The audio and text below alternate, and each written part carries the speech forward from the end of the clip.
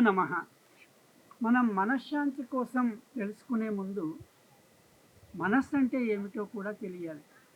మనస్సు అంటే ఏమిటో తెలిస్తే దానికి ఎలా శాంతి చేయాలో, మనశ్శాంతి ఎలా వస్తుందో తెలుస్తుంది. తెలుసుకోవడం కూడా చాలా సులభం. ఇప్పుడు ఇంత పెద్ద శరీరానికి మనస్సే మూలమని మనందరికీ తెలుసు. మనస్సు ద్వారానే ఈ శరీరం పనిచేస్తుంది. అందరి శరీరాలు అంతే. అదే మాదిరిగా మరి ఈ మనస్సుకు మూలమేమిటి?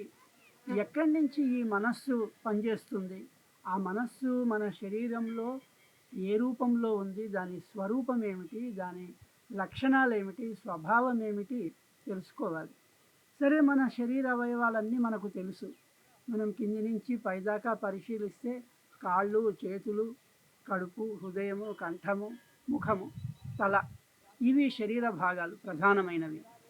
లోపల కూడా మనకు మనస్సుకు ప్రత్యేకమైన రూపం లేదు కాబట్టి అది ఏదో లోపల ఒక అవయవంలో దాగి ఉందని చెప్పడానికి లేదు. ఇక ఈ శరీరాన్ని అంతటికీ మూలం ఏమిటంటే మేధస్సే మూలం. దానికి మేధస్సు అని పేరు. మెదడు అంటాం. ఈ మెదడులో నుండి వచ్చే ప్రేరణలతో కలిగే తరంగాల ద్వారా, తరంగాల రూపంలో మనకు అనేక భావాలు, ఆలోచనలు వస్తుంటాయి. వాటి వల్లనే మన జీవన విధానం ఈ శరీరము ద్వారా కొనసాగుతుంది. మరి ఈ లోపల వచ్చే భావాలకి, ప్రేరణలకి మూల కారణం ఏమిటి? ఎవరు దాన్ని, ఆ ప్రేరణలను మనం కలిగింపజేస్తున్నారు? ఎవరు మనకు ఆ భావనలను అందిస్తున్నారు అంటే, లోపల మనకంటూ ఈ మనస్సు, శరీరం గాక మరొక శక్తి పనిచేస్తుందని తెలుస్తుంది. సరే, ఆ శక్తి ఏమిటో, దాని స్వరూపం ఏమిటో తర్వాత తెలుసుకుందాం. ముందు మనస్సు అయితే ఒక ఆలోచన తరంగాల రూపంలో ఉంది. సహజంగా ఒక ధ్వని అంటే ఒక ఘంటానాదం చేశామనుకోండి. ఆ ఘంటానాదం చేసిన తరువాత కాసేపటికి మన చెవి దగ్గరికి చేరుతుంది. అంటే గాలిలో ఆ తరంగాల రూపంలో మన చెవి దగ్గరికి ఆ ధ్వని చేరడానికి కొంత సమయం పడుతుంది. ఈ తరంగాలు మనకు కనిపించవు.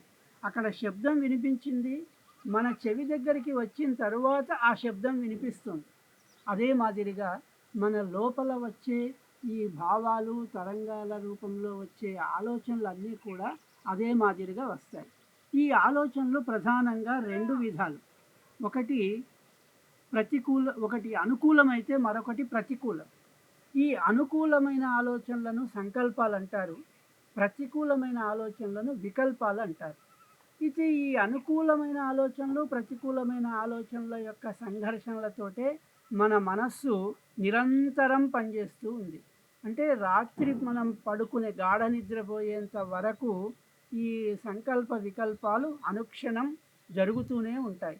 అంటే మనం ఒక పని చేస్తూనే ఉంటాం, మరోవైపు అక్కడ ఆలోచనల సంఘర్షణ జరుగుతూనే ఉంటుంది. అదే మాదిరిగా ఎవరు ఏ పని చేస్తున్నా, అంటే ఇక్కడ అనుకూలమైన ఆలోచన బుద్ధి రూపంలో నిశ్చయాత్మకమై అది క్రియారూపంలో కార్యక్షేత్రంలో ఈ శరీరం పనిచేస్తున్నా కూడా మూలమైన ఆ అనుకూలమైన ప్రతికూలమైన ఆలోచనల సంఘర్షణ విధానం జరుగుతూనే ఉంటుంది.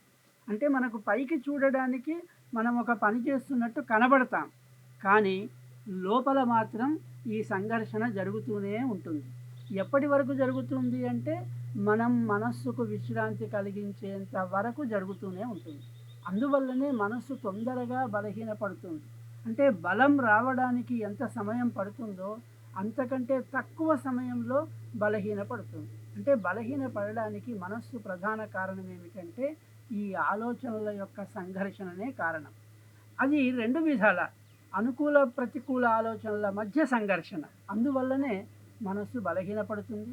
ఈ బలహీనపడిన మనస్సును మనం బలం చేకూర్చడానికి ఏమి చేయాలి, ఎలా చేయాలి, ఏ విధంగా చేస్తే మన మనస్సు బలపడుతుంది, అప్పుడు మనకు శాంతి లభిస్తుంది. బలపడే వారికి అంటే బలంగా ఉన్నవారికి, అంటే ఇందాక చెప్పుకున్నట్టు, గతంలో చెప్పుకున్నట్టు, మనం 40 ఏళ్ళ 50 ఏళ్ళ వయస్సు గల వారికి మనశ్శక్తి అవసరం. అంటే వాళ్ళకి బలం కావాలి. ఆ తరువాత వయస్సు పైబడిన వారికి మనశ్శాంతి కావాలి. ఈ రెండు కూడా మనం ఏ విధంగా సాధించాలో ముందు తెలుసుకుందాం. ఆశ్రిత జనాః ఆనందినో భవంతు.